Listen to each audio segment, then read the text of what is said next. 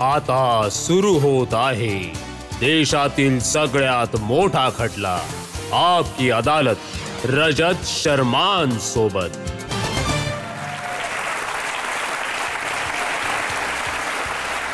नमस्कार, आपकी अदालत मध्ये तुमचं स्वागत आहे।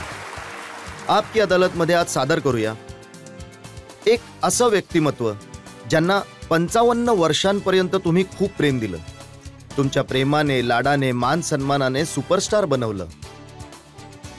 असा ऍक्टर ज्याने कधी तुम्हाला रडवलं, कधी हसवलं, पण तुम्ही प्रत्येक रूपामध्ये त्याच्यावर खूप प्रेम केलं। Please welcome one and only Dharmendra.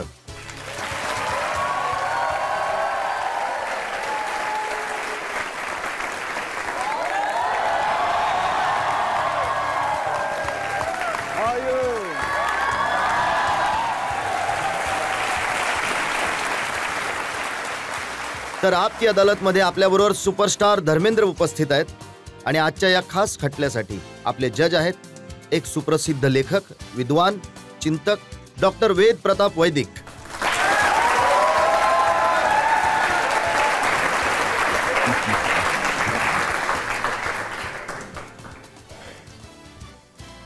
या आधी की खटला सुरू करू, आजचे जज डॉक्टर वेद प्रताप वैदिक यांची परवानगी घेऊया आजचा खटला सुरू करण्यासाठी। सुरू करा। तर चला सुरू करूया आजचा खटला सुपरस्टार धर्मेंद्र यांच्यावर। आपकी अदालत मध्ये पहिला आरोप। आपकी अदालत मध्ये सुपरस्टार धर्मेंद्र यांच्यावर आरोप आहे की हे मनमानी करत असतात। धरमजी, ही गोष्ट लहानपणापासूनच आहे। तुमच्या वडिलांना वाटायचं की तुम्ही अभ्यास करावा, मुलगा शिकून वगैरे काहीतरी बनेल, आणि तुम्ही त्यांनी तर सिनेमे देखील बघून दिले नव्हते, सिनेमे बघण्यावर मनाई होती। हो बरोबर, ते वडील होते, त्याबरोबर एक शिक्षक देखील होते। अंदाज लावू शकता की ते किती शिस्तबद्ध असतील। मला आठवतं की एकदा मी लहान होतो, तर मन करत होतं की जाऊन झोपावं। तर आईला सांगितलं की मला बाबांवर जाऊन झोपायचंय। तर म्हणाले की अहो झोपव ना याला, त्याला झोपायचं आहे। तर मी गेलो, चादर घेतली, त्यांना मिठी मारून झोपायला गेलो। तर ते म्हणाले, पाडे म्हणून दाखव बाळा। तर मी म्हटलं, मी झोपायला आलोय की मारायला आलोय? तर ऐकवावे लागले। मग चांगले शिस्तबद्ध होते, त्यामुळे जे काय आहे ते आज आई वडिलांमुळे जो सभ्यपणा, शिस्त, संस्कार मला मिळाले, त्याचीच देणगी तर आहे मी। तर पहिला सिनेमा कोणता पाहिला तुम्ही जेव्हा बंदी काढली? पहिला सिनेमा मी शहीद पाहिला होता। जेव्हा मी बाबांच्या शाळेतून बाहेर पडलो, तर असं वाटलं की मला स्वातंत्र्य मिळालं आहे। तर बघून इतर पाहतच राहिलो की यार हे काय आहे, काय गोष्ट आहे। दिलीप कुमार, कामिनी कौशल, तर वाटलं या सुंदर देखणे राजकुमार, या अप्सरा कुठे राहतात? असं वाटलं की हे माझेच आहेत। असं वाटत होतं की माझेच आहेत, मी यांच्याजवळ गेलं पाहिजे। I am one of them. तर मला काय असं वाटलं। आणि कसं आहे की माझ्या स्वभावामध्ये तल्लखपणा होता, सोज्वळपणा होता, आणि त्यामुळेच बहुतेक मालिक विरघळले असेल आणि ज्यामुळे मला संधी मिळाली। पण मी ऐकलंय की जेव्हा तुम्ही मुंबईला यायचात, प्रोड्युसर्सकडे जात होतात, तर ते म्हणायचे, भाऊ पैलवानजी जाऊन कुस्ती लढा, इथे काय करायला आला आहात? असं झालं होतं एका सिनेमामध्ये, पण मी बंदिनी सिनेमा साईन केला होता मी। पण विमलदा आणि गुरुदत्त हे लोक आरामात सिनेमा बनवत होते।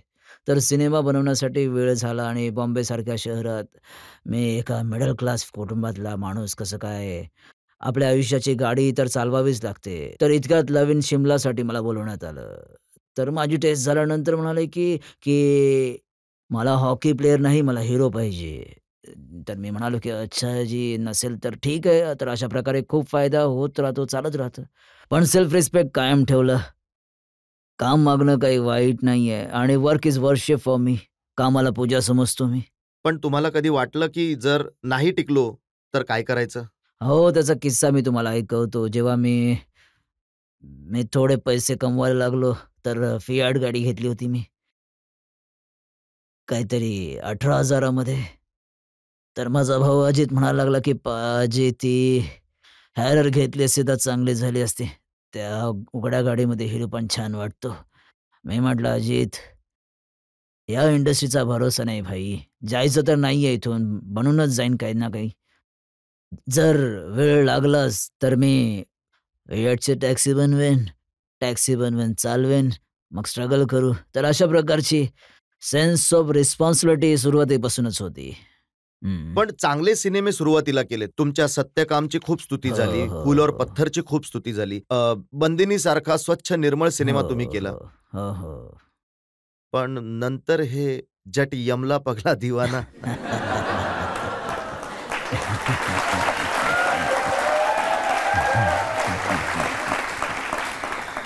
याची पण एक गोष्ट आहे साहेब. हे पण एक स्वच्छ निर्मळ पात्र, जो ट्रक ड्रायव्हर त्याला पोलीस बनावं लागतं. It was a revenge story. तरी थ्रू आउट कॉमेडीच आहे. कॉमेडी चालते, सिच्युएशनल कॉमेडी होती. आणि कॉमेडी काय माहीत मला खूप सोपी वाटते. आणि कॉमेडीमध्ये सगळं बाहेर काढलं आणि हा सिनेमा पण चालला. 25 आठवडे चालला होता. खूप चालला होता तुमचा हा. हां. आणि जेव्हा तुम्ही कॉमेडी करायचात, काही जास्तच सिनेमे चालायचे तेव्हा? कसं असतं कॉमेडीचं माहीत नाही मला. पण मला सेल्फ ॲनलायझेशन खूप गरजेचं असतं, की माझ्यात काय आहे. लहानपणापासूनच असंच होतं, की ऑब्झर्वेशन लोकांना बघून हे कसं होतंय, काय होतंय. आणि कसं आहे, की भावनिक माणूस. मी तर म्हणेन, की ॲक्टिंग ही ॲक्टिंग नसते. It's a reaction. आणि रिॲक्शन हे एक भावनिक मनुष्याकडनं लवकरच येते. तुम्ही त्याला प्रेमाने बोलवाल किंवा कोणी दुःखी असेल तर, "अरे रे रे! बिचाऱ्याला दुखापत झाली यार, याला पकडायला घेऊन जा लवकर." अपसेट होऊन जातो. कोणी काही बोललं रागात तर चल हे पण खूप लवकर येतं.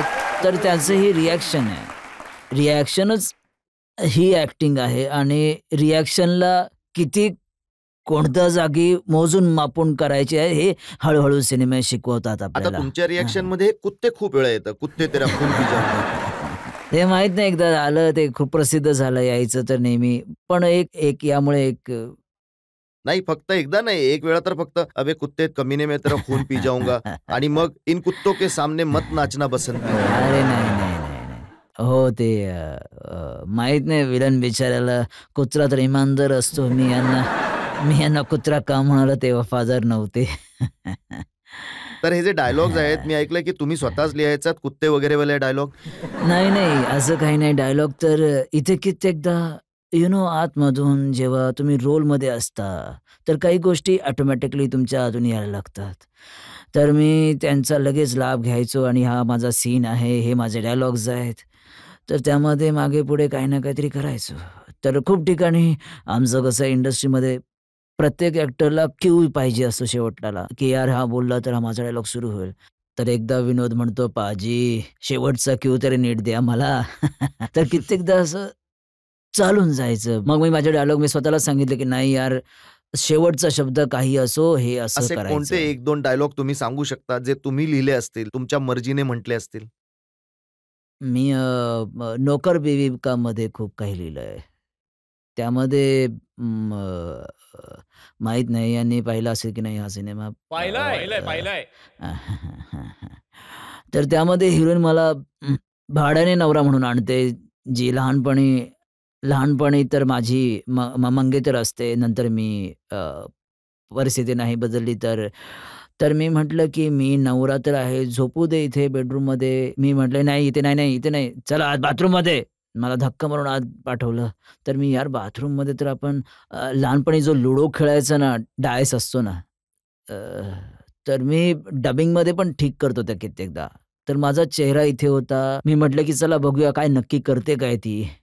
तेव्हा मी इकडे फिरलो तर म्हटलं, की "इतका मोठा लुडो खेळणारा कुठून घेऊन आलीस?" तर ह्यावर लोकांना इतकं हसू आलं, की तर मी लेडीजना पाहिलं तर खूप मोठ्याने हसत होत्या. तर हे अशा प्रकारे जो ॲक्टिंग शोलेचा मौसीवाला डायलॉग आहे, तो मी ऐकलंय तुम्हीच लिहिला होता? नाही त्यामध्ये जी मी लावलं होतं. अच्छा. ती जी जी लावल्यामुळे त्यांच्या मौसेजीकडून पण शिवी काढून घेतो. "ए बुढ़िया चक्के पेसेंग दिस एंड दॅट." तर त्यानंतर जेव्हा त्यांनी म्हटलं, की "उतर आओ मंजूर है, आ जाओ." "आया मौसी जी, आ रहा हूँ." तर ते जी लावल्यामुळे आणखीन चांगलं वाटलं. तर हे येतं आपोआपच बोललं जातं. निसर्गाची देणगी आहे. मी जो काही फ्लोमध्ये जेव्हा घरी पण आम्ही असतो, आईने काही पैसे, तर बीजीने तर जरा चाराने दे ना, सिनेमाला जायचंय. तर जी लावल्यामुळे जरा होतं थोडं असं. हां. पण तुम्ही ॲक्टिंग तुमच्या मर्जीने करता, डायलॉग तुमच्या मर्जीने लिहिता, तर तुमच्या सिनेमांमध्ये डायरेक्टरचा काही रोल असतो की नसतो? नाही. डायरेक्टरच करतो सगळं. जिथे-जिथे चांगले डायरेक्टर्स भेटले तिथे मेहनत नाही करावी लागली. जसे रिशिदा होते, दुलाल गुहा होते आणि आणखीनही काही चांगले डायरेक्टरमध्ये कॅप्टन डायरेक्टरच असतो. तर बाकी स्क्रिप्ट चांगली असेल, तर मार्ग चांगला असेल, चालायला चालायला कठीण नाही जात ना. मग त्यामध्ये आम्ही ड्रिबल करतो ना, की कसं जाऊन बॉलने कसा गोल करायचा. जर रस्ता चांगला नसेल, पिचच चांगलं नसेल, तर तुम्ही कितीही मेहनत करा, काहीच चांगलं होत नाही ना. नाही, हां, असं तुमच्यासाठी पण तर मार्ग कसाही असो, जेव्हा तुम्ही डान्स करायला लागता, तर जग त्याच्यावर टाळ्या वाजवतं आणि तुमच्या वेगळ्याच अंदाजात मी माझ्या पद्धतीने नाचतो, पण ज्या स्टेप्स मी स्वतःहून करत असतो ना, त्या मला डायरेक्टरने म्हटलं, की "हे पूर्ण करा." तर ती रिपीट नाही होऊ शकत. ती एकदाच होतं. एकदा झालं की झालं. एकदा झालं की झालं. आता दुसरी नवीन स्टेप करू. तीच कशाला करायची ना? तर हे जे जट यमला पगला ज्याची आपण बघत होतो क्लिपिंग, तुम्ही ते स्वतःहून सगळं केलं? आमचे डायरेक्टर होते गोपी किशनजी. डान्स कोरिओग्राफ करायचे ते. ते येऊन म्हणाले, "धरम, याला आपण असं करूया 1, 2, 3, 4 हे स्टेप घ्यायचे आहेत." मी म्हटलं, "ह्या स्टेपपेक्षा मी 2 स्टेप जास्त घेतला तर काय होईल? लवकर संपवीन ना सगळं." तर त्यामध्ये तर रिदमच अशी होती. रिदम आली होती माझ्या. बाकी कॅरेक्टर तर मी सोडलं नाही. तो जो ट्रक ड्रायव्हर आहे, तो पोलिसवाला बनला तर करेल, तर ट्रक ड्रायव्हरसारखंच तो परेड थोडी ना करेल. जशी असते ते तसंच राहील ना. ते तसंच राहणार. मी माझं कॅरेक्टर जगलो आहे मी. त्यामध्ये आय थिंक इट वॉज माय चांगलं आहे, की मला स्वतःलाच या गोष्टीचा स्वाभिमान आहे, की मी त्या सिनेमामध्ये चांगलं काम केलं. अजूनही जेव्हा तो सिनेमा टीव्हीवर येतो, तेव्हा खूप लोक बघतात तो सिनेमा आणि हो. तुम्हाला खूप पसंत देखील हो. करतात. पण या सगळ्या व्यतिरिक्त हे असं शर्ट काढणारे पहिले ॲक्टर होतात तुम्ही? हाय. हे हे त्याचंच वरदान आणि आई-वडिलांचे उपकार आहेत. त्यांनी जे दिलं शरीर बाकी तर मी मेहनती होतो. शेतात काम करणं, सायकल चालवणं, 50 मैल येणं-जाणं त्यामध्ये काही थाईज माझे स्ट्राँग झाले होते. तर एकदा मला सलमानने म्हटलं, "पाजी असे थाईज कसे बनवतात?" मी म्हटलं, "तर आता बनले बाळा, आता तर असं कदाचित कोणी नाही बनवू शकत." धर्मवीर जेव्हा मी केली होती त्यामध्ये ड्रेस होता तो. तर हे सगळं लहानपणापासून आयुष्य काढलं आहे. आपल्या लोकांमध्ये मिडल क्लास किंवा लोअर मिडल क्लास काय असं काही नसतं. सगळेच गरीब असतात. तो मैं यहाँ कि गुर्बत नाम की नंगी तलवार पर चलकर मेरी ज़िंदगी ने तवाज़ुन सीखा है। वक्त के ये नोकीले पत्थर अब क्या डराएंगे मुझे।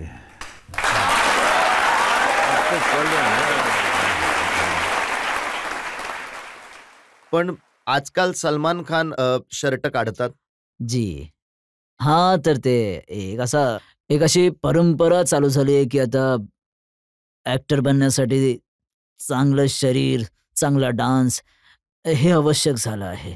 आमच्या वेळेस तसं नाचायला म्हणाल तर, की यार हे नाचणं म्हणजे लोणचं झालंय का? पुरुष तर नाचवतात, नाचत नाही. तर यामुळे शिकलो नाही डान्स वगैरे.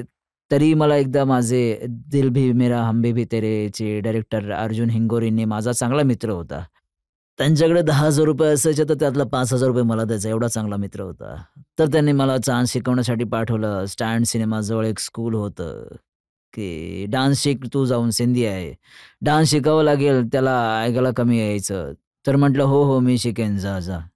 तर तिथे रॉकस्टार सुरू झालं. 1, 2, 3, 4 मुलगी होती. तेव्हा मी लाजाळू, खूप लाजाळू होतो. आजही आहे. तर असं वाटलं, की यार काय यांच्यासोबत 1, 2, 3, 4 करत बसलोय. खाली समोसे होते, चहाचं दुकान होतं. पिऊन मस्तपैकी जाऊन येतो होतो. एकदा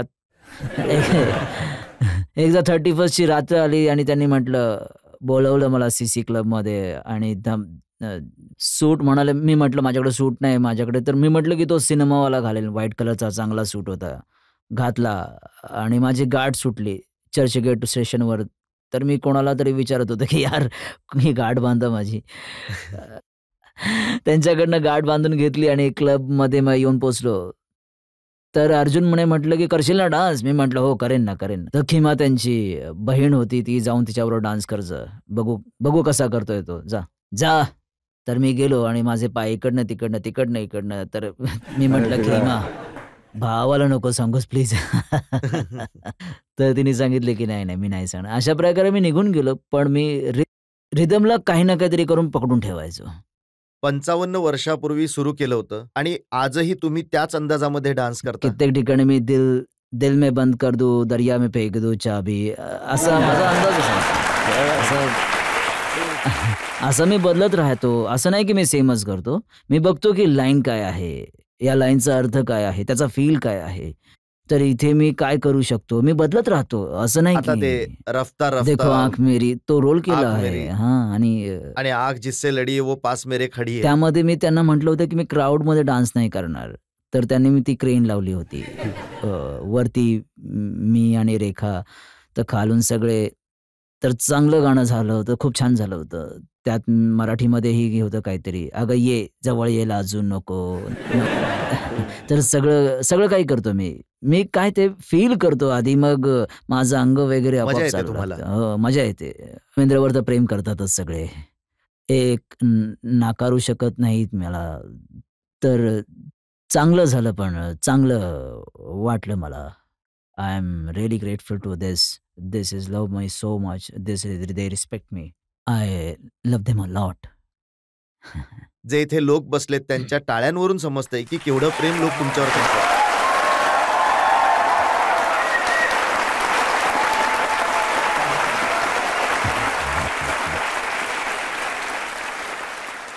आय नो, मी पाहू शकतो. त्यांच्या डोळ्यात मी स्मेल करू शकतो. सुगंध येतो आहे त्याचा. नहीं चाहता जो जरा दिल से पूछे वो, धड़क उठेगा नाम से मेरे और गवाही देगा वो. तर एक चांगली संधी आहे माझ्यासाठी ब्रेक घेण्यासाठी. हो. एक ब्रेक घेऊया आणि ब्रेक नंतर सुपरस्टार धर्मेंद्रवर आजचा हा खटला सुरूच राहील.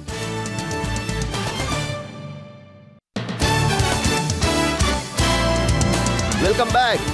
आपकी अदालत मध्ये आज आपण खटला चालवत आहोत सुपरस्टार धर्मेंद्र यांच्यावर.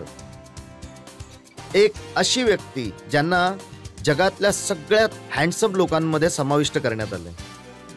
आपकी अदालत मध्ये पुढचा आरोप. आपकी अदालत मध्ये फिल्मी दुनियातले लेजेंड धर्मेंद्र यांच्यावर आरोप आहे की हे खूप निष्काळजी आहे. आता धरमजी, इतकी वर्ष लोकांनी प्रेम दिलं, 55 वर्षांपर्यंत 300 सिनेमे, दिलीप कुमार, देवानंद, राज कपूर, अमिताभ बच्चन, एकापेक्षा एक सुपरस्टार आले, पण तुम्ही तुमच्या जागेवर कायम आहात. पण स्वतःबद्दल जरा कमी विचार करता. कधी प्रयत्न केला नाही नंबर 1 बनण्यासाठी? तसं काय साहेब, हे बघ, आमच्या या फिल्म इंडस्ट्रीचा बाबा एकदम वेगळा आहे. इथे कधीच कोणी काहीही नसतो आणि कधी कोणासारखा कोणीही नसतो. मी तर हेच म्हणून या इंडस्ट्रीमध्ये ऐसे वैसे लोग बन जाते हैं कैसे कैसे. मुझे तो मैं भी ना बनना आया, वैसा बनो तो कैसे. अरे यासाठी एक प्रसिद्ध शेर आहे की सिनेमा नंबर 1 किंवा star of this, star of that, century this is, खूप काही गोष्टी आहेत. कोणी बादशाह किंवा काही असेल. तर मी म्हणेन की हम 3 में हैं न 13 में. हम 3 में हैं न 13 में हैं, मगर खुदा के बंदों की उस गिनती में हैं जो खुदा को मोहब्बत, मोहब्बत को खुदा कहते हैं. जोरे मोहब्बत बना लिए हैं घर दिलों में, अब दिलों से निकाले हम कहाँ निकलते हैं. तर अशा प्रकारे चालत आलं आहे. मी काही जास्त असं नाही की मला हे मिळावं, मी हे करेन, किंवा मी पैसे नाही वाढवले तर लोकांसारखं, तर मला मार्केटिंग वगैरे येत नाही. माझं एवढंच होतं की मला लोकांच्या मनामध्ये बसायचंय, काही करून लोकांनी माझ्यावर प्रेम करावं. पैसे तर येतच राहतील, तसं पण मला पैशांचं एवढं काही नहीं है। शोहरत शोहरत तो नशा है साहब, चढ़ता है उतर भी जाता है, लेकिन मोहब्बत एक ऐसा जज्बा है जो दिलों में घर कर जाता है।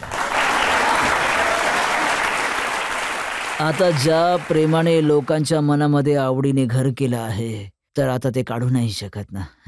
लोकांनी खरंच खूप प्रेम दिलं आणि हो, हो, तुम्ही त्या नक्कीच, प्रेमाची नक्कीच. खूप जपणूक केली, पण तुमच्या बरोबरीचे मोठमोठे सिनेमे वक्त तुम्हाला मिळाला नाही, हो. त्याला तुम्ही नकार दिला. त्याच्यामध्ये काय झालं की आय वॉन्ट टू डू राजकुमारजींचा रोल, लवली रोल, खूप छान होता मक्खनवाला सीन. त्यात काय होतं की मी चोपडाजींना म्हणालो की चोपडाजी, मी आत्ताच आलो आहे, माझी सुरुवात आहे, हिट झाले आहेत सिनेमे. मला जो राजकुमारजींचा रोल होता तो मोठ्या भावाचा होता, त्यापेक्षा छोटे सुनील दत्त होते, त्यापेक्षा छोटे शशी. तर मी म्हटलं की मला मधला तरी बनवा मोठ्याच्या ऐवजी, कारण की मला मोठ्या भावाचे रोल मिळतील नाही तर. तर म्हणाले की हो विचार करूया, बघूया. तर ते टाळत राहिले की तुला मोठा भाऊच बनावं लागेल. तर मग मी पण त्यांना टाळायला सुरुवात केली, मी नाही म्हणालो त्यांना. जंजीरचा जो रोल अमिताभ बच्चनला ज्याने सुपरस्टार बनवलं, हो, तो हो, ते तुम्हाला तर ऑफर केला होता. त्याचं तर मला आनंद पण आहे, दुःखही वाटतं. दुःख यासाठी की तो सिनेमा मी 17,500 मध्ये सलीमकडून खरेदी केला होता. माझ्याकडे तो पडून राहिला आणि मी समाधी सिनेमा प्रकाश मेहरासोबत केला होता. ते इतके उत्सुक होते की मला द्या स्टोरी पाहिजे, मी बनवेन ती, की मला द्या, मी बनवतो. मी म्हटलं की एकच गोष्ट आहे यार, मी बनवलं काय, तू बनवलं काय? मला तर प्रोडक्शनही येत नव्हतं. तर मी त्यांना ती स्टोरी दिली. तर आमची एक कझन सिस्टर आहे ज्यांनी क्रोधी सिनेमा बनवला होता. तर त्यांनी कधीतरी अप्रोच केलं असेल प्रकाश मेहराला कोणत्यातरी सिनेमासाठी. प्रकाश मेहराने नकार देण्याचं काही कारण असेल.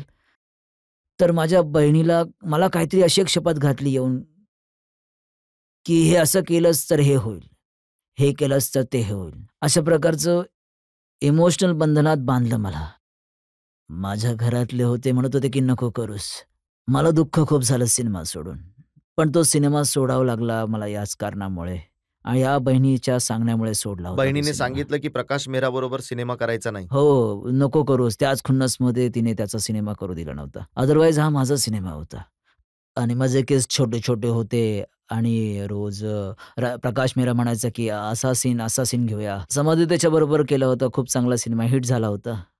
तो पण खूप दुःखी झाला की मी नाही. तर देन ही ट्राईड देवसाहेब, then he tried Rajkumar, then he tried, then ultimately ज्याच्यासाठी हा भाग्यवान ठरला आणि तो आज जंजीरच्या नावानेच ओळखला जातोय. तर हे होतच राहतं या लाईनमध्ये, हे चालतच राहतं. पण अमिताभ बच्चनना शोलेमध्ये तुम्हीच रोल मिळवून दिला होता. मी कधी असं म्हटलं नाही, पण आता तो मग म्हणत आहे. सांगूनच टाका आज. आता नाही, आता अमिताभ स्वतः म्हणू लागलेत, अमिताभ, की हा रोल मला धरमजींनी मिळवून दिला होता. तर मी म्हणतो की हो, हा रोल ते यायचे माझ्याजवळ, नाहीतर हा रोल शत्रूला गेला असता. अच्छा, हां. आणि शत्रूला समजले तर पाजी माझा रोल हा त्याला दे. मी म्हटलं यार का मला समजत नाही. काय झालं तर तो आधी आला होता म्हणून त्याला देऊन टाकला मी तो सिनेमा. अशा प्रकारे एक सिनेमा होता अमर अकबर अँथोनी. तर मी त्याच्याबरोबर चाचा भतीजा करत होतो, धर्मवीर करत होतो. डबल शिफ्ट चालू होती. थकलेलो, दमलेलो. 16 तास काम, कधी 20 तास काम. तर मी म्हटलं मनमोहन देसाईला की यार हा तू बनवून कोणा दुसऱ्यासोबत, मी नेक्स्ट तुझी करेन. तर कुणास ठाऊक काय ते आतून त्यांना थोडंसं इगोइस्टिक खूप आहेत आपल्या इथे.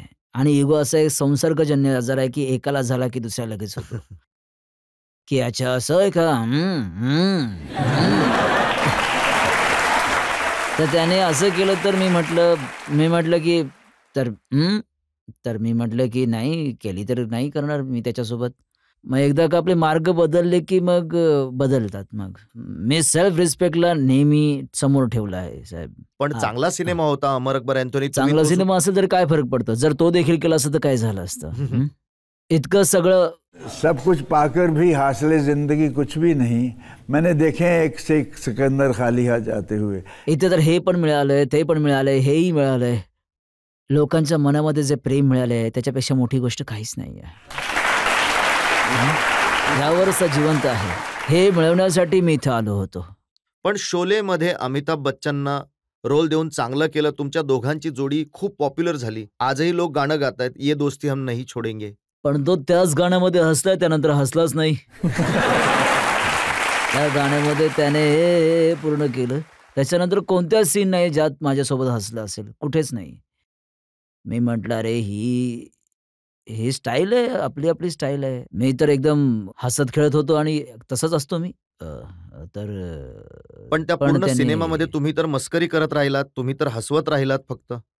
हे बघा, बेस्ट रोल मला वीरूपेक्षा चांगला कोणताच रोल वाटायचा नाही. आता मध्येच एक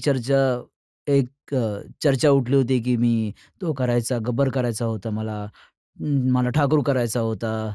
आता तुम्ही सांगा, इतका चांगला रोल वीरूचा सोडून मी का करेन? हात बांधलेले आहेत. काही झाल्यानंतर म्हणतो की हाय हाय का करेन?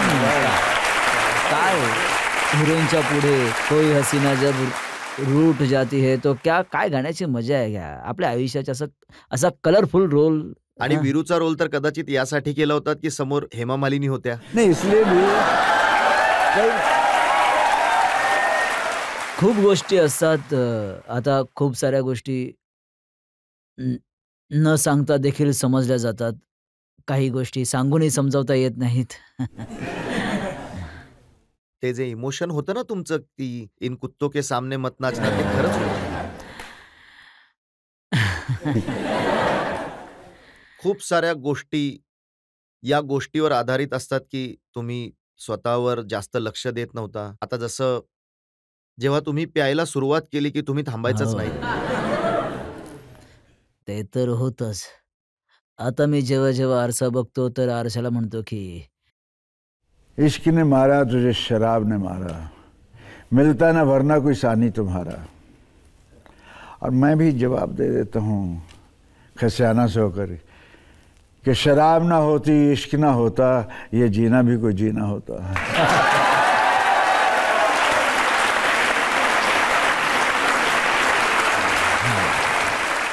पण हे खरं आहे की आम्ही फक्त गोष्टी ऐकल्यात की ज्या प्रकारे मुंबईत पाऊस पडतो आणि नॉनस्टॉप कितीतरी दिवस चालू राहतो, तसं नॉनस्टॉप नाही कितीतरी असं दिवस नाही की तुम्ही मी मध्ये सोडायचो. 6 महिन्याने बॅडमिंटन खेळायचो, स्वेट आउट करायचो, बरं वाटायचं मला. पण पुरस्कार करायचो मी. मी थोडा एक्स्ट्रीमिस्ट आहे. लस्सीमध्ये सुद्धा टाकून पित होतात. तर एकदा काय झालं की आग ही आगची शूटिंग चालू होती. तर माझी बिअर पिण्याची इच्छा झाली दुपारची. तर ही मौसमी चटर्जीला गोष्ट समजली. तर ती मला म्हटलं की यावर फेस बनवून आण, याच्यावरती बिअर टाकशील तर त्याच्यावर फेस सारखं बनत राहील. तर ती म्हटली की ए धर्मेंद्र, हे काय पितायस रे? मी लस्सी पित आहे, लस्सी. अच्छा, थोडी मला पण दे ना. तिला माहित होतं. किती तिला समजलं. पण हसू आलं की मी म्हटलं की हो यार, मी बिअर पित आहे. काय पित आहे? तर बिअर प्यायल्याने काही होत नाही. आणि आमचे कॅमेरामन होते शोलेमध्ये, जिम. ते दिवसभरातून त्यांचा एक रुटीन होता. ते 5-7 आपल्यासोबत बिअर ठेवायचा. तर मग त्यानंतर यूज्ड टू होऊन गेला होता. तर मी मागे बसलो होतो की यार, आणि समोर बिअर पडलेली आहे. तर मी अशी उचलून मी प्यायला लागलो.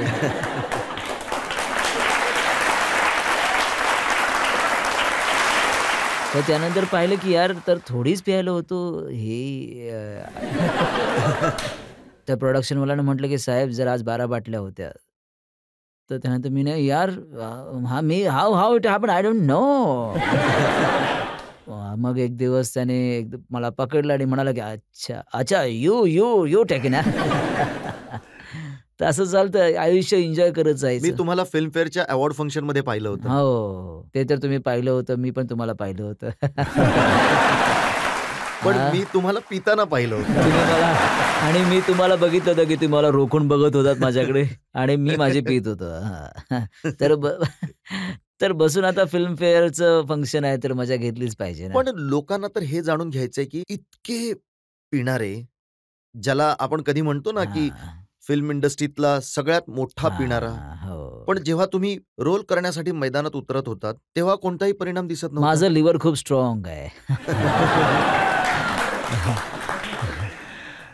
तिथे तर मी विसरून जायचो. बघा, मी प्र प्रत्येक पात्रामध्ये स्वतःला टाकलं आहे. माझी माझी कोणती मेथड ॲक्टिंग नव्हती. मी कोणती स्टाईल मारत नव्हतो. तरी मी चुपके चुपकेमध्ये काहीतरी वेगळा वाटतो. शोलेमध्ये वेगळा वाटतो. प्रतिज्ञामध्ये वेगळा वाटतो. नौकर बीवी का प्रत्येक ठिकाणी मला स्वतःला वाटायचं, की मी हे केलं आहे. I also feel happy about it, की मेथड ॲक्टिंग शिवाय नाहीतर खूप कठीण होऊन जातं. त्याच्या व्यतिरिक्त जर केलं तर आणि चांगलं वाटलं तर खूप चांगली गोष्ट असते. स्टंट तुमचे तुम्ही स्वतःच करायचात? हो, हो. स्टंट मी स्वतःच केले होते. स्टंट तर असे घोड्यावरनं फुल गिअर पकडून शोलेमध्ये दुसऱ्या माणसावर जंप केलं आणि त्याला घेऊन खाली पडलो आणि त्या त्या घोड्यावर पुन्हा स्वार झालो. त्या घोड्याचे हूप्स अगदी जो पडलेला माणूस होता त्याच्यावर जात होते. मी घोडा खेचला खूप जोराने. तर लकीली घोडा इकडे पडला आणि मी इकडे. आणि एक शॉट होता मेरा गाव मेरा देशमध्ये. तर आमचे डायरेक्टर मोठे इमोशनल. तर मी जे आमचे स्टंट डायरेक्टर होते त्यांना म्हटलं, की "यांना काही बोलू नका." तर त्याच एक सीन होता, की डाकू मला आणून एका एका ठिकाणी सोडतात. तर घोडा येतो, घोडा मला तिथे आणून टपक आपटतो, आलफ होतो आणि मी पडतो. That shot I give myself.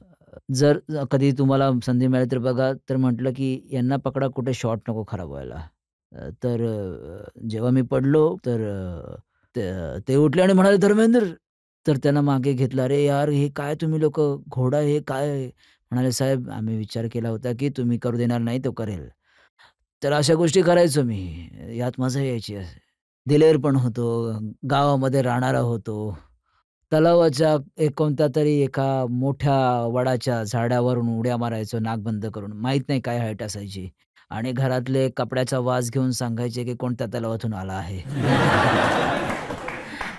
एका सिनेमामध्ये चित्त्याबरोबर लढाई करायची होती, तिथेही तुम्ही स्वतःच भिडलात?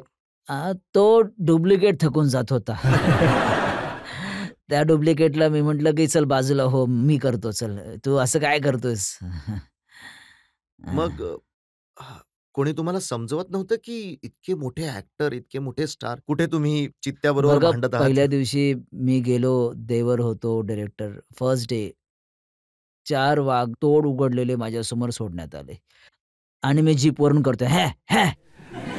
तर ते सगळे एक त्यांचा मद्रासी स्टाईलमध्ये, "सर, हे खूप खूप रावडी, केअरफुल." मी म्हटलं, "तुझ्या तर आता." मी ड्रायव्हरला म्हटलं, की "तू रिव्हर्स घेऊन ठेव यार." जीपवाला पण घाबरून बसला होता. तर तर ॲक्टरला ॲक्टिंग करावीच लागते. तर मग मला करावं लागलं. तर मग करत गेलो. पहिल्यांदा मला वाटलं, की ही जीभ उघडी आहे, कुठे हात वगैरे तोंड नको खराब व्हायला. ॲक्टर बनायचं, उद्या इकडून ओरबडून घेतला तर काय थोडी भीती वाटतेच ना असं काही. तरी केअरफुली मी करून जात होतो. काही काही कुछ दिलेरी दी है भगवान ने, नेकी ने भी दी है, दिलेरी भी दी है, सब कुछ दिया है. ते जे गुण एका ॲक्टरमध्ये असायला पाहिजे ते सगळे काही बाकी असतील. सगळे गुण तुम्हाला देवाने दिलेत. प्रेम जनतेने दिलं. सिनेमे सुपरहिट झाले. पण हो. अवॉर्ड मिळण्यामध्ये थोडी गडबड झाली. हो, ते अवॉर्ड देण्यामध्ये किंवा घेण्यामध्ये गडबड झाली. तुम्ही अवॉर्ड घेता आले पाहिजे साहेब. मी पाहिले नंतर. आधी मला वाटायचं की ट्रॉफी घेतात, फोटो पण काढून घेतात, मी पण काढून घेईन. पण मी पाहिलं की हे तर काही प्रकरण वेगळं, आतल्या आत काहीतरी खिचडी शिजते तर घेऊन येतात. तर खिचडी शिजवणं मला येत नाही आणि ना कधी येईल यापुढे. तर हे अवॉर्ड काय कमी आहे जे इथे बसलेत ते हां. याहून याहून मोठं अवॉर्ड काय असेल? Love them. हेच आहेत. म्हणतात ना, की शेर आहे त्याचा, की कि आवाज़ खल्क नक्कार खुदा होती है.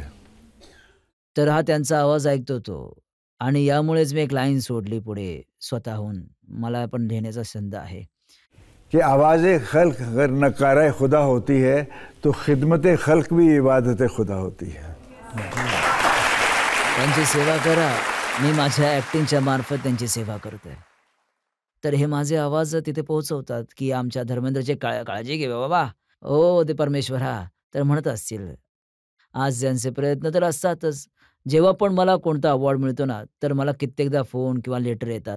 की सर हे आम्हाला मिळालं अवॉर्ड, की जेव्हा तुम्हाला मिळतं तेव्हा आम्हाला आनंद असा होतो की आम्हालाच. तर प्रत्येक अवॉर्ड जेव्हा पण मिळतो मी म्हणतो की हे पण तुमच्या नावाने आहे. त्यांच्याच नावे आहे सगळं. आणखी एक ब्रेक आपण इथे घेऊया. आणखी एका ब्रेकसाठी थांबूया आणि ब्रेक नंतर आपकी अदालतमध्ये सुपरस्टार लोकांचं मन जिंकणाऱ्या धर्मेंद्र यांच्यावर आपकी अदालतच्या खटल्याची पुढची फेरी.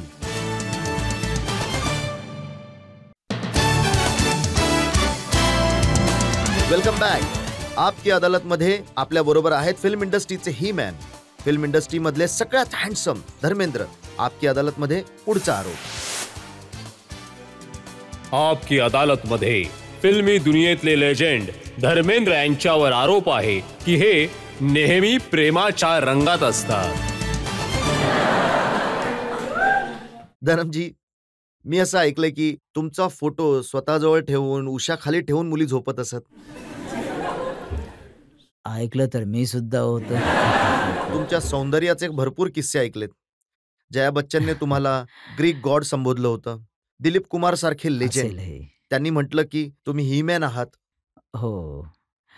सगळे कौतुक तर करत असतात, पण मला ते सगळं ऐकून मी घाबरून जातो. अ, आणि माझ्या पायामध्ये मजबुती तर येते, पण मी ह्या सर्वांनी मला जे काही दिलं आहे त्याच्या लायक मी नाहीच आहे. पण आता दिलं आहे तर मला याला टिकवून कसं ठेवायचं आहे? आणि हीच नैसर्गिक देणगी आहे. मी तर काहीच करत नाही. मी एक साधारण माणूस आहे आणि हो, पुरुष आहे. पुरुष जर थोडा चंचल नसेल आणि तो थोडा थोडा खेळाडू खेळाडू नसेल, तर मग पुरुष म्हणून घ्यायचा देखील हक्क नाहीये ना त्याला. कोणतीही इंडस्ट्री मधली अशी हिरोईन नसेल जिच्या बरोबर तुम्ही अरे काम केलं बापरे! नसेल. मीना कुमारी, शर्मिला टॅगोर, मुमताज, खूप मोठी लिस्ट आहे. झीनत हो, अमान, हो. कोणी राहिली आहे? खूप आहेत. मी ऐकलंय की कोणीतरी मला चिठ्ठी पाठवली होती. त्यात I have work with 70 heroines. हो. आता मी त्यांची लिस्ट बनवेन, मोजतोय मी, विसरतो कारण की माझी आकडेमोड थोडी कमजोर आहे. तर काहीतरी करून मी म्हणेन की कोण राहिलं आहे. अशा हिरोईन्स आता श्रीदेवी आहेत, हो, हो. श्रीदेवी आहेत. झीनत अमान हो, हो, हो. किंवा मग डिंपल, या अशा हिरोईन हं. आहेत ज्यांच्याबरोबर तुमचा मुलगा सनी हिरो म्हणून येत होता. हो. हाँ. तो एक काळ होता. आय मीन दुसरं कोणी असतं तर त्याची नोंद गिनीज बुकमध्ये झाली असती, की बाप-बेटे दोघांनी हिरोईनसोबत प्रत्येक सिनेमामध्ये काम करत आहेत आणि आपले गिनीज बुकमध्ये तर हेच आहे सगळे. हे गिनी बुक काय त्या नाही हिरोईन्स आहेत की नाही, नाही म्हणजे ते नाही. हे नाही, नाही, नाही. हे जे लोक आहेत ते गिनी बुक आहेत, ते आहेत. ते माझं तर काय आहे, की मी अ,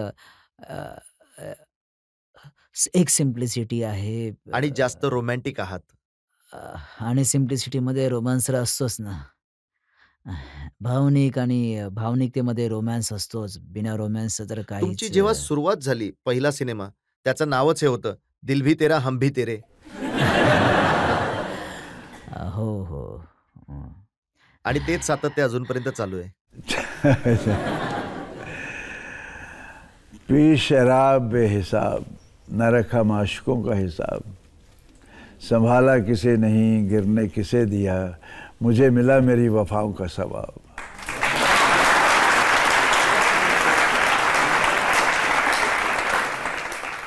लोक सांगतात की पहिलं प्रेम फिल्म इंडस्ट्रीमध्ये झालं मीना कुमारीशी. खूप मोठ्या स्टार होत्या त्यावेळेस.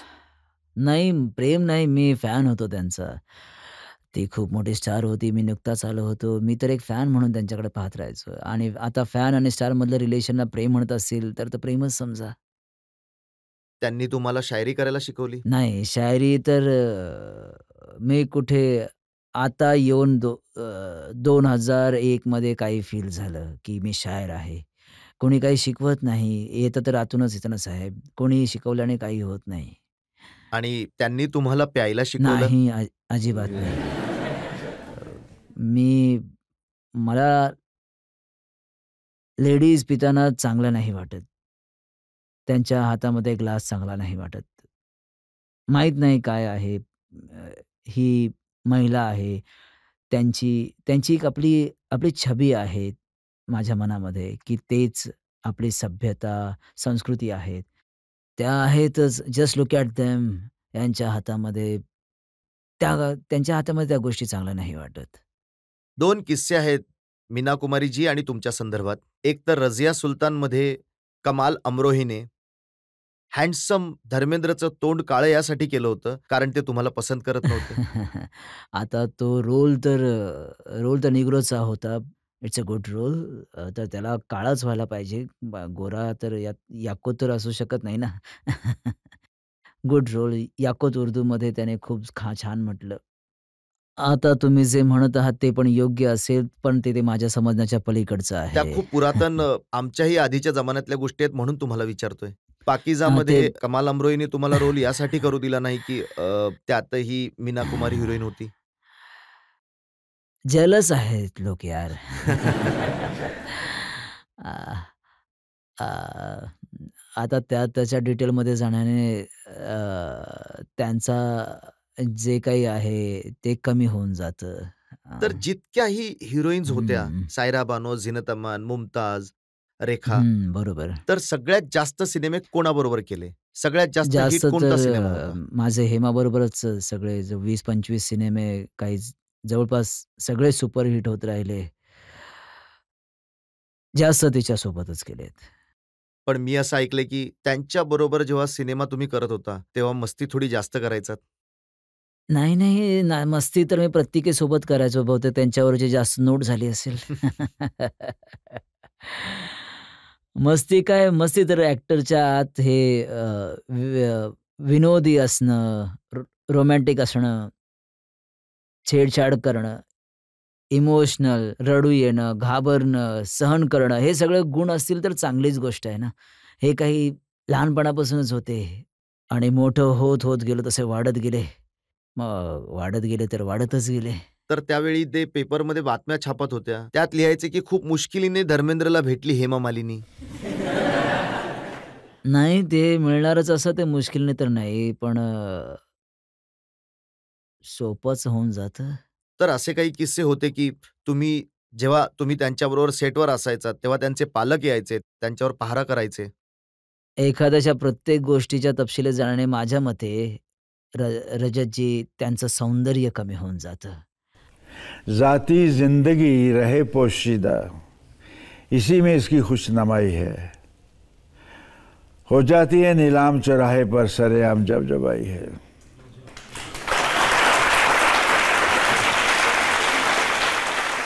एक किस्सा मला नक्कीच विचारायचा आहे, की तो खूप ठिकाणी लिहिला गेलाय, की जो कॅमेरामॅन होता त्याच्याबरोबर सेटिंग करून घ्यायचा आणि म्हणायचा, जर कानाला हात लावला तर रिटेक आणि नाकाला हात लावला तर टेक. आता कित्येक ठिकाणी खूपदा करावं लागतं, हेच तर काय खूप ठिकाणी केलं आहे. अच्छा. मी मी मस्तीखोर तर होतो साहेब. अ, पण गोड मस्तीखोर असं नाही की डर्टी मस्तीखोर नव्हतो. काही डर्टी मस्तीखोर असतात, काही सॅडिस्टिक टाइप असतात. आम्ही खूप इमोशनल आणि अ, सभ्य मस्तीखोर होतो. कशा प्रकारची मस्ती करायचात? आता जसं तुम्ही मोजायला लावताय, मी काय मोजून दाखवू? तुम्ही रेखाजींबरोबर बऱ्याच सिनेमांमध्ये काम केलंय. त्यांच्याबरोबर काम करण्याचा एक्सपिरियन्स कसा आहे? माझी चांगली मैत्रीण राहिली आहे ती. अ, आणि मैत्री जर एकदा एक झाली, की तर कोणत्याही ठिकाणी भेटा, मित्र हा मित्रच म्हणून भेटतो ना. कोणताही तिथे कोणताही दर्जा राहत नाही. आणि हे प्रेम असतं, की ज्याची तुलना कुठेच करता येत नाही. हे प्रेम जे आहे ते अमर्याद असतं, नाहीतर मग झालंच नसतं ना. तर आजही त्याच लेव्हलने, त्याच ठिकाणी जाऊन भेटतो. मी अशी ही जागा बनवली आहे, की माझ्या इंडस्ट्रीमध्ये, की लोक मला जे आजपासून 10 वर्षांपूर्वी भेटायचे ते आजही भेटतात. कारण माझी मैत्री स्पॉट बॉयपासून फायनान्शियरपर्यंत पण नाहीच, पण स्पॉट बॉयपासून ते प्रोड्युसरपर्यंत तरी होती. माझा व्यवहार सगळ्यांशी एकसारखाच होता. त्या प्रोड्युसरपासून रेखाबद्दल विचारतायत आणि तुम्ही नाही माहित नाही त्यांचं काय काय सांगत आहात. काही रेखा एक खूप चांगली प्रेमळ मुलगी आहे. हो, तिने तिने स्वतःला खूप चांगलं मेंटेन केलं आहे, चांगल्या प्रकारे. तुम्ही बघा आजही कशी राहते. तर मी तिच्यासोबत प्रयत्न करत असतो, की मी तसाच राहीन. एक सामना असतो ना, की यार माझ्यापेक्षा जास्त सुंदर दिसायला नको. तर मी माझे प्रयत्न करत राहतो. तर हे एक it's always human nature to be love, to be liked admire. तुम्हाला पण हेच वाटत असेल नेहमी, की आपण चांगले दिसावं, आपल्याला कोणीतरी बघावं, आपलं चालणं चांगलं असावं, आपलं आपलं कॅरेक्टर चांगलं असावं. हे ह्युमन नेचर आहे. ते तर बदलत नाही ना कोणाचंही आणि चांगली गोष्ट आहे. याच आधारावर माणूस स्वतःला मेंटेन देखील करतो. जिनेता मान सुद्धा तुम्हाला खूप चांगली वाटायची. आता कोणाकोणाबद्दल सांगू मी?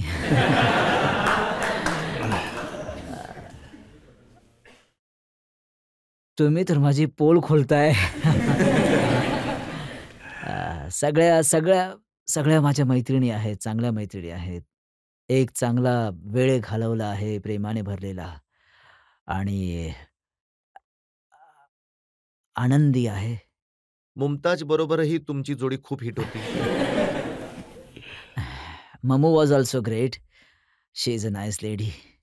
आज आज मौसम बडा बेईमान है तर चालायचं हेच, चालत असायचं. तर मौसम खरोखर बेईमान होऊन जायचं. तुम्ही खूपच डायरेक्ट बोलत आहात. काही अंदाज तर लावत जा. असो. प्रत्येक आरोप विचारूनच लावला जाईल तर कारण की पकडणारी तर शोध पूर्ण करतातच ना आणि आरोप होणाऱ्या त्या आरोपीच्या सांगण्याआधीच तुम्ही अटक करू शकता मला. तुम्हाला जनतेच्या प्रेमाने तर अटक केलेलंच आहे. हो, अगदीच. त्या अटकेसाठी तर मी मनापासून आभारी आहे त्यांचा आणि नेहमीच राहीन त्यांचा. आणखी एका ब्रेकसाठी थांबूया आणि ब्रेक नंतर आपकी अदालतमध्ये सुपरस्टार धर्मेंद्र यांच्यावर आरोप आणि प्रत्यारोप असेच सुरू राहतील.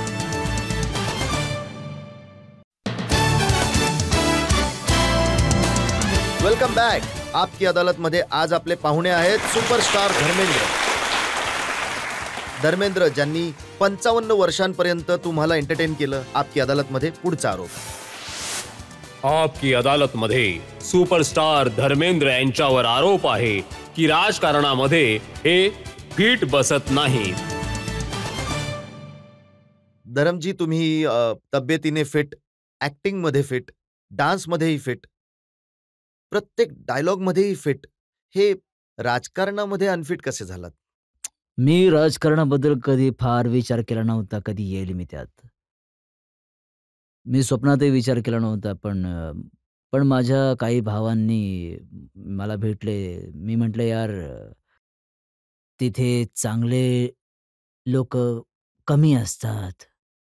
ते म्हणाले, की "चांगले लोक आलेच नाही तर चांगलं कसं होईल ना?" ही गोष्ट मला अशी लागली, की जसं मी एक जसा खूप चांगला आहे, मी जाऊन हिंदुस्थानासाठी काहीतरी करेन. पण हे भावनिक लोकांचं काम नाहीये. तिथे तर थिक स्किन असावं लागतं तुम्हाला. सगळ्याच गोष्टीमध्ये काही काही करून त्यात ते जातात. पण ही 5 वर्ष माझ्या आयुष्यातील कठीण, कठीण काळ होता आणि या 5 वर्षांमध्ये मी बिकानेरसाठी जे काही केलं आहे, ते फक्त मलाच माहिती आहे. जर कोणी तुमचं तर आणि पडताळणी करून आलं तर त्याला माहीत पडेल, की त्या 5 वर्षांमध्ये काय-काय कामं झाली आहेत. खूप कामं केली आहेत मी तिथे. तरीही श्रेय नाही मला मिळालं. कारण काम मी करून घ्यायचं आणि वीट कोणीतरी आपलं दुसऱ्याच नावाने लावून जायचं. तर मी म्हटलं, की "लावा विटा, काय लावायचं ते. लागेल तुझी वीट, माती पडेल त्याच्यावरती. मला काय करायचंय?" पण काही गोष्टी अशा होत्या, की ज्याला मुद्दा बनवून जिंकून येत होती लोकं, की तिथे एक सूरसागर आहे. तो एक बिकानेरचा पाठीचा कण्यासारखा एका फोड्याप्रमाणे होता आणि लोक दुःखी होते. ते घर सोडून जात होते. त्या जागेला खूप सुंदर बनवलं मी आणि खूप सुंदर केले ते.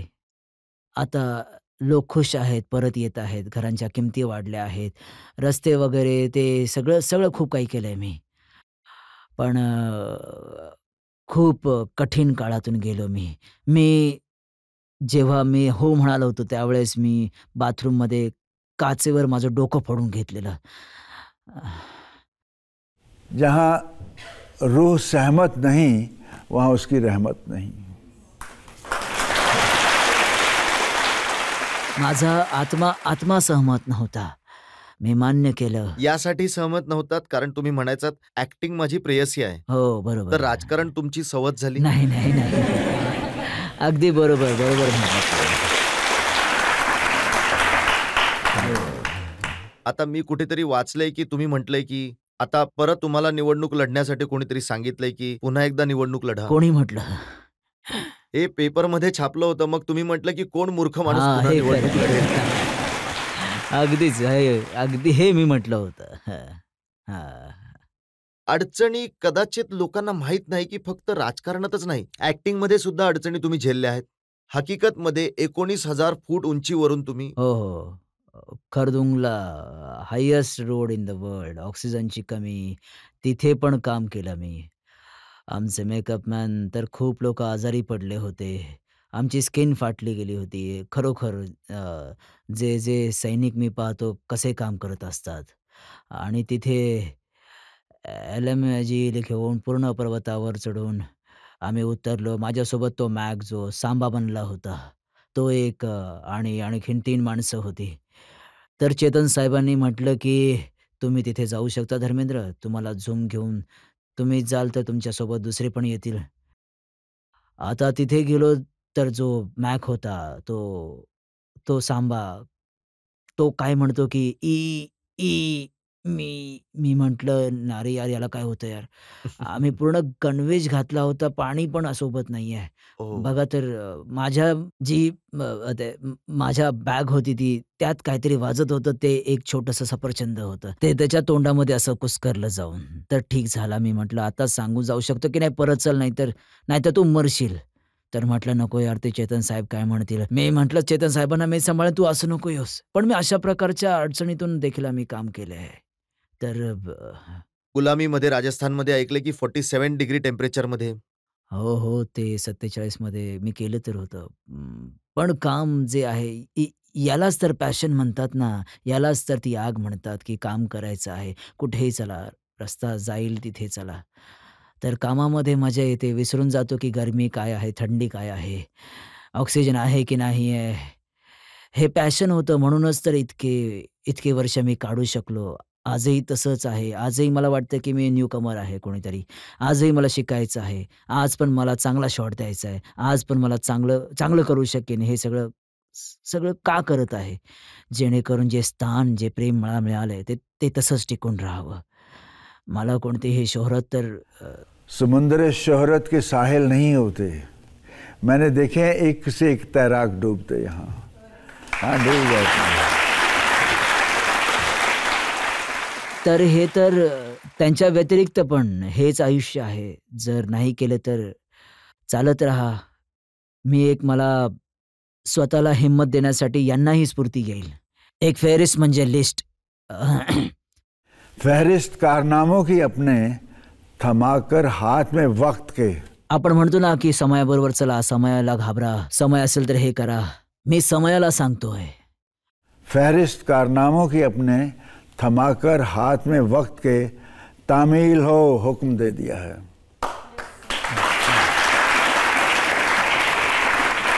नक्शे पा पैरों के निशान, नक्शे पा फतेह के अपनी छोड़ने बाकी हैं अभी. रुख हवाओं के मोड़ने बाकी हैं अभी. सबक खतरों को सिखाने बाकी हैं अभी. यलगार हो, बुलंद हो नारा जांबाजी. मिलेगा ना सानी कोई वर के तारीख अपना, जहाँ पे खेल जाने के इरादे बाकी हैं अभी.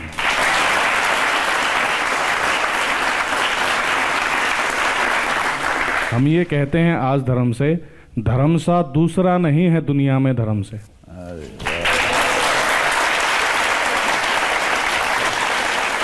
आणि माझा प्रश्न असा आहे, माझं वय 40 वर्ष आहे, पण असं वाटतं की जसं काही मी तुमचा अंकल आहे. आणि या तरुणपणाचं रहस्य काय आहे ते जरा आमच्यासारख्या काही लोकांनाही सांगाल? हे बघा साहेब, आत्मा चेहरा जो आहे तो तुमच्या आत्म्याचा आरसा आहे. प्यार मोहब्बत आपका सेंचता है जज्बात को मेरे. प्यार मोहब्बत आपका सेंचता है जज्बात को मेरे, इसीलिए आज भी जवान हूं मैं. धर्मजी, सगळी दुनिया म्हणते धर्मेंद्र सारखा दुसरा कोणी नाही, वन अँड ओनली आहे धर्मेंद्र. पण एक व्यक्ती आहे जो थोडाफार धर्मेंद्र सारखा आहे. मी त्यांना आपकी अदालत मध्ये आमंत्रित करत आहे. Please welcome Sunny Deol.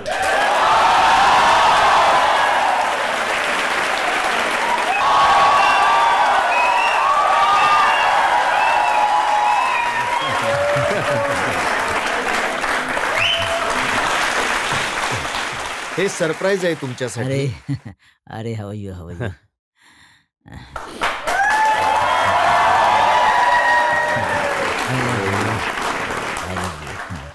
सनी, तुम्ही आपकी अदालत मध्ये खूप काही म्हटलं होतं धरमजींबद्दल.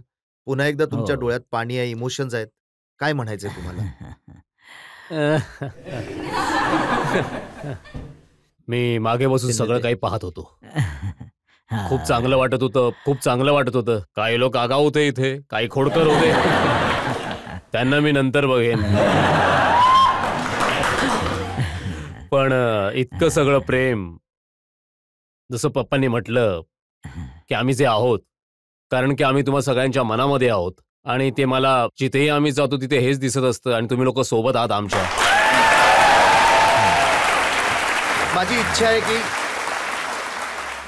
धरमजींबद्दल तुम्ही काहीतरी म्हणा. कसं नातं आहे? बाबांचं नातं अगदी तसंच आहे जसं माझ्या बाबाबरोबर होतं. फक्त हेच आहे की आम्ही खूप इमोशनल आहोत. आणि जेव्हाही काही होतं तेव्हा आपोआपच अश्रू येतात. तर अश्रू कोणाचे आधी येतात, हा. तुमचे की धरमजींचे? मुलगा आहे, लहान आहे तर असं तर काही नाहीये. पण मी नेहमीच असं म्हणतो की माणूस जो काही असतो तो आपल्या पालकांमुळे असतो.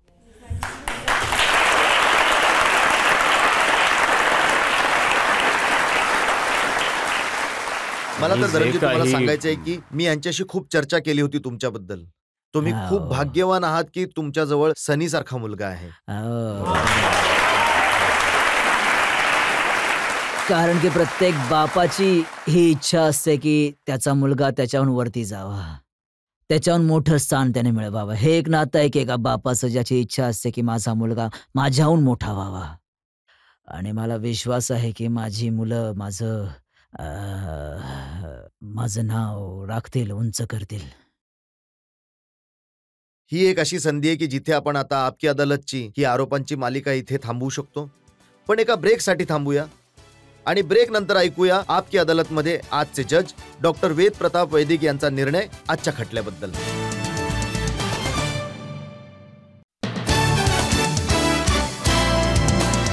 Welcome back. आपकी अदालतमध्ये आज आपण खटला चालवला सुपरस्टार धर्मेंद्र यांच्यावर. आपण त्यांना विचारलं त्यांच्या वेगवेगळ्या भूमिकांबद्दल, त्यांच्या डायलॉग्सबद्दल, जनतेकडून त्यांना मिळालेल्या प्रेमाबद्दल आणि त्यांच्या स्वतःच्या निष्काळजीपणाबद्दल.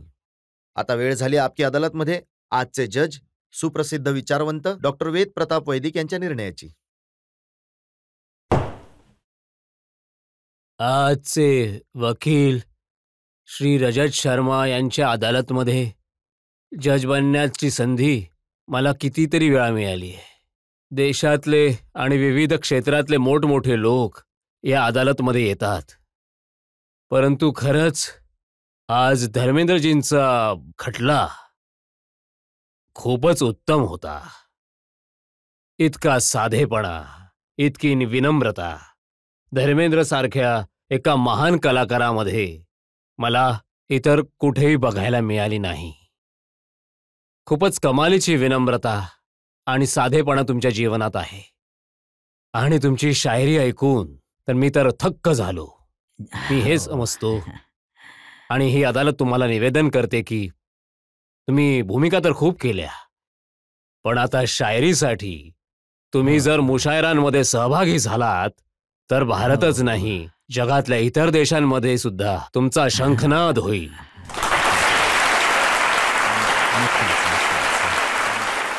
आणि इतक्या 2-2 ओळींमध्ये इतकी सुंदर गोष्ट तुम्ही सांगितली.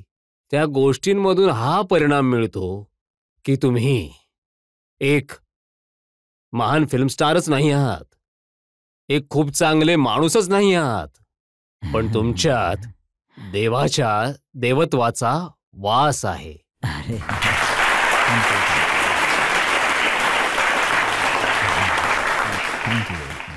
आणि जसं त्यांचं लहानपण राहिलं, जो त्रास त्यांनी सहन केला, ज्या अडचणींचा त्यांनी सामना केला आणि त्यानंतर एवढं यश संपादन केलं, हे फिल्म जगतासाठीच नाही, सर्व भारतासाठी खूपच गौरवाची गोष्ट आहे.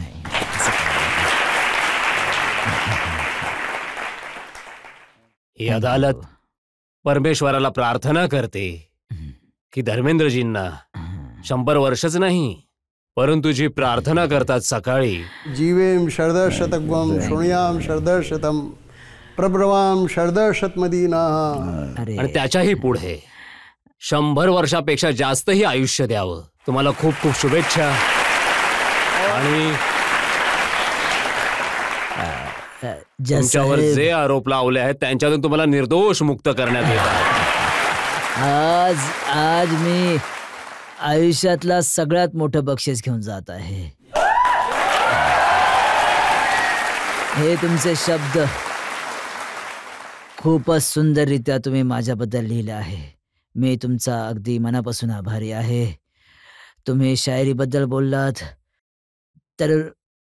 तर मला बोलायला आवडेल की इरशाद, कि शायरी मेरी, बात ये दिल की तेरी मेरी, शायरी मेरी, बात ये दिल की तेरी मेरी, जिस दिल ने सुनी उस दिल ने कहा, कब इसने सुनी चुपके से कह दी.